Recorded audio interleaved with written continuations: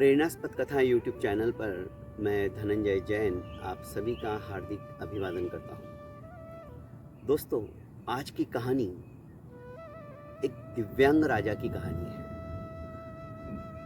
वैसे राजा के राज्य में किसी भी बात का अभाव अभियोग नहीं था। राजा अत्यंत न्यायी, प्रजावत्सल्य, प्रजा को अपने पुत्रवत पालने की कोशिश करता था। बस राजा दिव्यांग था, पर उसे इस बात का मलाल नहीं था, क्योंकि उसकी एक आंख नहीं थी और एक पैर नहीं था। फिर भी राजा खुश रहता था। उसने सोचा कि मेरे नसीब में ये नहीं है तो मैं क्या कर सकता हूँ। खैर, एक दिन गलियारे के अंदर बैठे बैठे राजा का ध्यान समस्त अपने पूर्वजों के राजाओं के चित्रों के ऊपर पड़ी, जो कि लाइन से लगे हुए थे, एक से बढ़कर एक चित्र। सोचने लगा कि मेरे पूर्वज, मेरे दादा, मेरे परदादा, मेरे पिताजी, वाह क्या रुबाब था, क्या चेहरे से उनके अप्रतिम तेज झलक रहा है। आज भी ऐसा लगता है मानो फोटो से बाहर निकल कर आ जाएंगे।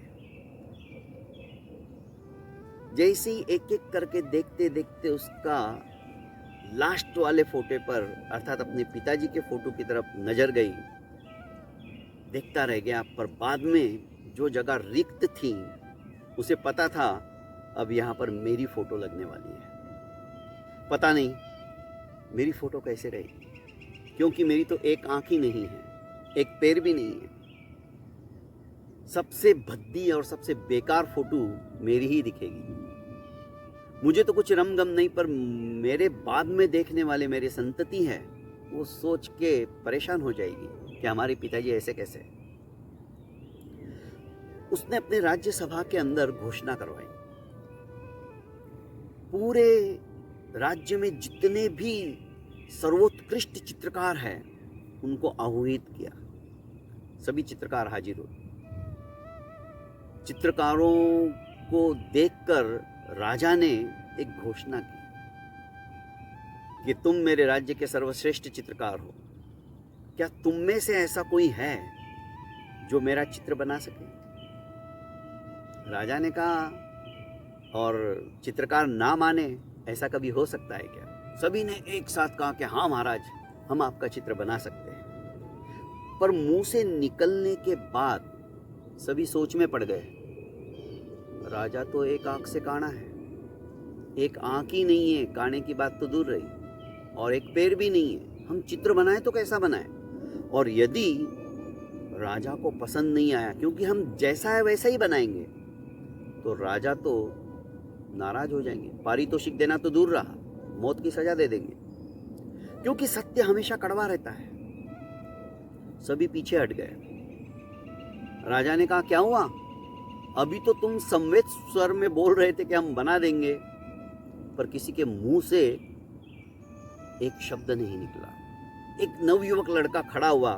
उसने कहा कि महाराज, मुझे 24 घंटे की मोहलत दो, मैं आपका सुंदर चित्र बना के लाता हूं। राजा ने कहा, ठीक है। सभी सोचने लगे, हम इतने बड़े बड़े पहुंचे हुए, जिनका कि नाम है, दसों दिशाओं में ऐसे ऐसे चित्रकार थे कि जिनकी यशोगाथाएं फैलती है, जो हूबहू अपनी कल्पना से चित्र को साकार करती है। ऐसे चित्रकार भी जब आगे नहीं आया और एक कल का लड़का बोल रहा है कि मैं बना दूंगा चित्र, सोचने लग गए ये तो गया काम से। पर जैसे ही दूसरे दिन पूरी सभा खचाखच भरी थी, क्योंकि सबको उत्कंठा थी कि नवयुवक कैसा चित्र बनाकर लाता है।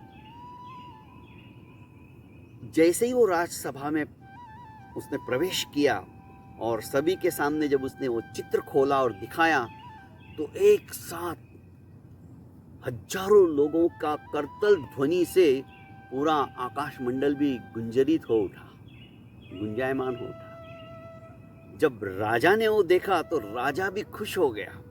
राजा ने अपना हीरो का हार तोड़ा और उस नवयुवक चित्रकार को दे दिया। और इतना ही नहीं, भंडार खोल दो स्वर्णाभूषणों के। जितना ये आज के दिन 24 घंटा इसने लिया, तो 24 घंटे में जितना निकाल सकता है इसे ले जाने दो।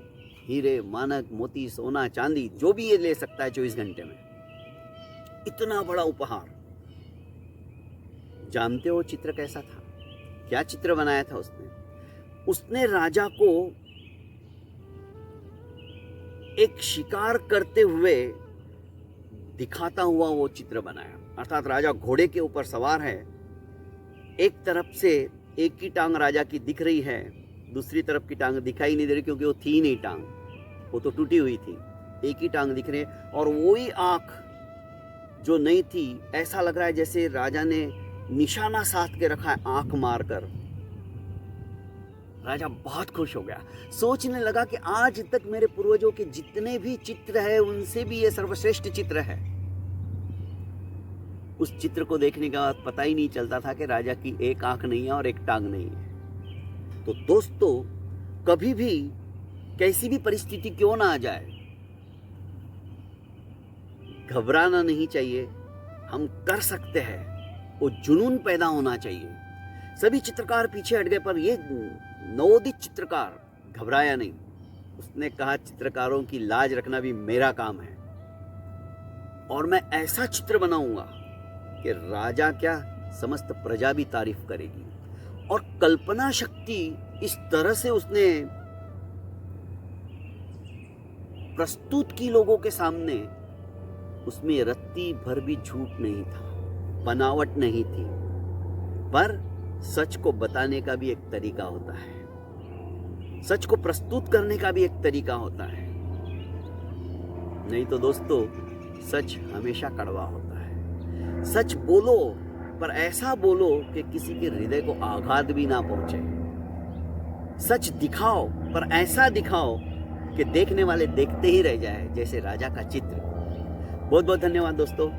प्रेरणास्पद कथा यूट्यूब चैनल को आपने अभी तक लाइक एवं सब्सक्राइब नहीं किया है तो कर लीजिए और ज़्यादा से ज़्यादा इसे शेयर कीजिए। प्रणाम।